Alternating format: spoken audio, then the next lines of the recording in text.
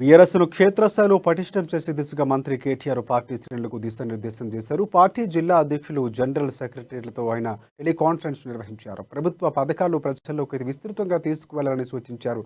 భారత రాష్ట్ర సమితిని క్షేత్రస్థాయిలో బలోపేతం చేయాలని గులాబీ శ్రేణులకు సూచించారు మంత్రి కేటీఆర్. గ్రామస్థాయి వరకు బలోపేతం చేస్తూ 60 మంది పార్టీ కార్యకర్తలు చైతన్య పరిచయాల విస్తృతంగా కార్యక్రమాలు చేపట్టాలని నిర్ణయించారు. మండల, నియోజకవర్గ స్థాయిలో కార్యకర్తలతో కలిసి ఆత్మీయ సమ్మేళనాలు నిర్వహించాలని పార్టీ అధిష్టానం ప్రణాళిక రూపొందించింది.